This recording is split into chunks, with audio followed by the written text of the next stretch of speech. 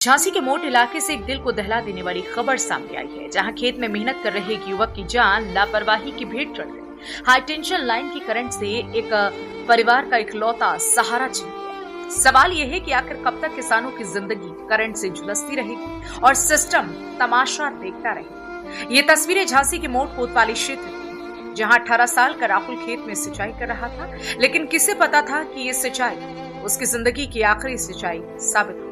ग्राम भैवरा निवासी राहुल अपने खेत पर धान की फसल में पानी दे रहा है। तभी खेत से होकर गुजरे हाई टेंशन पोल से अचानक करंट फैल गया और राहुल उसकी चपेट में आ गया। देखते ही देखते राहुल खेत में ही बुरी तरह से झुलस गया। परिजन दौड़े, किसी तरह मोटर ट्रामा सेंटर ले जाया गया, लेकिन तब तक बहुत देर हो चुकी थी। डॉक्टरों ने उसे मृत घोषित कर दिया और उसके साथ ही टूट गया माँ बाप का सपना, जिसने राहुल को पढ़ा लिखा कर खेत में खड़ा किया था।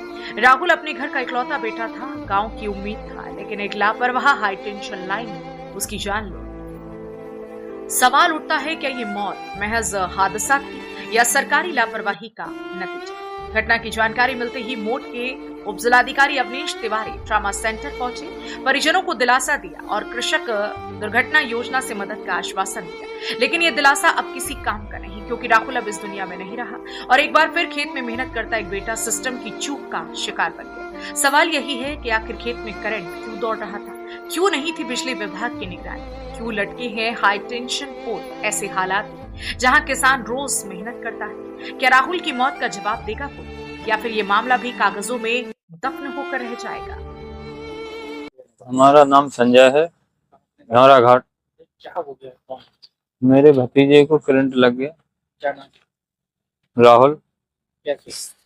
खेत पर कूड़ा निकाल रहा था, कचरा बाहर फेंक रहा था और 11,000 का लोहे का खंभे में करंट आ रहा था। उसने कचरा डाला, उसको करंट लग गया। वहां पर पिताजी मौजूद थे। उसके पिताजी ने आवाज लगाई, चिल्लाए। वहां पर हम लोग दौड़ के गए। वो अचेत अवस्था में मिला। मोट लेकर आए आनंद फानंद में। हम लोग क्या कहा? यहाँ डॉक्टरों ने देख करके उसे मृत घोषित कर दिया।